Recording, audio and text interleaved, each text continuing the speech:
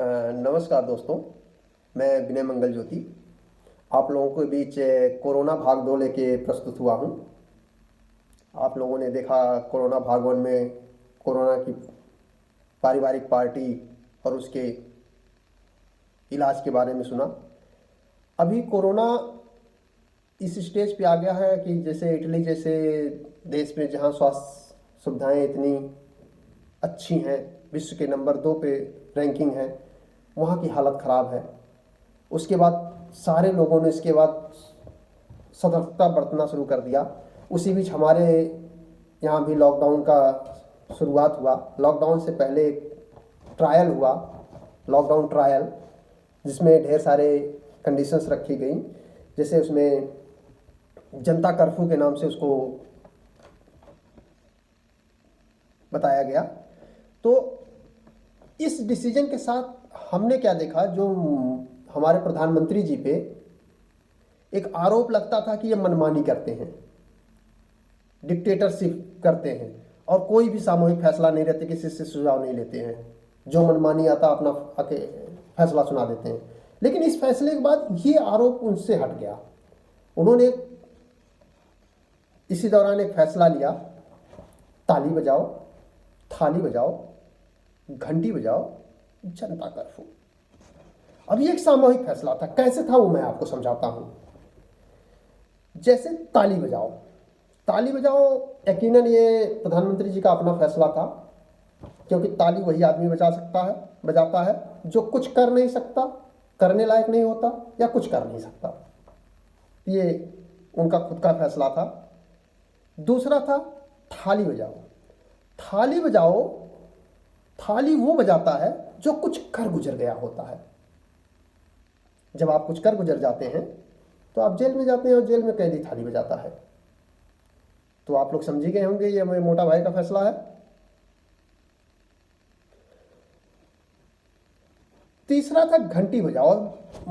हमारे प्रधानमंत्री जी ने ऐसा नहीं किया कि सिर्फ अपने कैबिनेट को शामिल किया या खुद ही किया, राज्य सरकारों को भी शामिल किया। क्या ऐसा आरोप ना लगे कि राज्य सरकारों को नहीं शामिल कर रहे हैं। तो राज्य सरकारों में हमारे अपने मुख्यमंत्री बाबा जी को से पूछा, भाई क्या किया जाए, कोरोना का संकट चल रहा है, पूरा विश्व परेशान है, हमारा नंबर है, ऐसा क्या किया जाए कि इस कोरोना के संकट से हम बच सकें। बाबा जी ने बोला घंटी बजाओ, सब ठीक हो जाएगा, घंटी बजाओ। हमारे बाबा जी का फैसला था। इतने में उस मीटिंग में बैठा हुआ एक पढ़ा लिखा आईएएस सचिव बोला, प्रधानमंत्री जी, इस फैसले के बाद जनता मरेगी बाद में, मारेगी पहले। फिर प्रधानमंत्री जी घबराए और अपने हेडक्वार्टर नागपुर फोन लगाए और उनसे पूछे कि ये तो कह रहा है जनता मरेगी बाद में, मारेगी पहले। बोले समस्या क्या है? बोले जनता। बोले लगाओ जनता कर्फ्यू। और इस तरह प्रधानमंत्री जी ने एक एनजीओ भी शामिल कर लिया। तो खुद कैबिनेट मिनिस्टर्स, राज्य सरकार और एनजीओ के सामूहिक फैसले में आया कि ताली बजाओ, थाली बजाओ, घंटी बजाओ, जनता कर्फ्यू। अब आप देखें उस समय इटली में बहुत बुरा हाल था। तो मैं वहीं से शुरू करता हूं। इटली से चिकन पॉक्स मामा ने फोन पर फरमाया है। इटली से चिकन पॉक्स मामा ने फोन पर फरमाया है। भांजे के आने से यहां भी माहौल गरमाया है।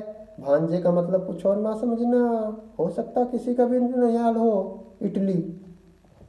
इटली से चिकन पॉक्स मामा ने फोन पर फरमाया है। भांजे के आने से यहाँ भी माहौल गरमाया है। इतने में चिकनगुनिया मामी ने व्हाट्सएप पर वीडियो कॉल लगाया है। औरतें बहुत ज़्यादा एक्सपर्ट होती हैं इन सब चीज़ों में। इतने में चिकनगुनिया मामी ने व्हाट्सएप पर वीडियो कॉल लगाया है। वहाँ पे चल रहे मंजर को बाखूबी दिखाया है। वहाँ पे चल रहे मंजर को बाखूबी दिखाया है। भांजे ने हजारों को दबोचा है, कई हजार निकल लिए हैं। भांजे ने हजारों को दबोचा है और कई हजार निकल लिए हैं। इनके स्वागत में सरकार ने स्कूल, कॉलेज, सिनेमा, दफ्तर सब बंद कर दिए हैं। इनके स्वागत में सरकार ने स्कूल, कॉलेज, सिनेमा, दफ्तर सब बंद कर दिए हैं। शहजादे की देखभाल के लिए स्वास्थ्य विभाग का दस्ता सज रहा है। शहजादे की देखभाल के लिए स्वास्थ्य विभाग का दस्ता सज रहा है। असली में इसको ही कहते हैं विदेशों में डंका बज रहा है। असली में इसको ही कहते हैं विदेशों में डंका बज रहा है। अब कोरोना कई बड़े बड़े देशों में आतंक फैलाने के बाद,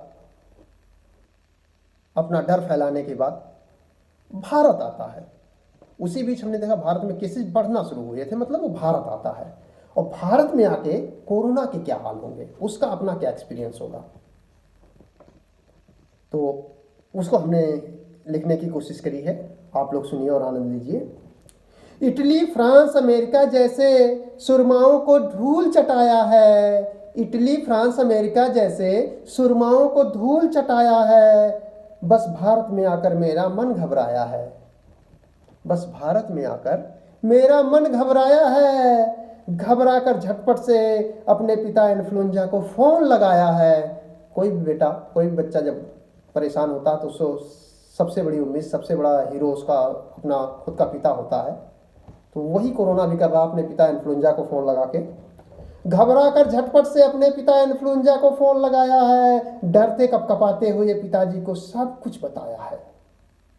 डरते कपकपाते हुए पिताजी को सब कुछ बताया है।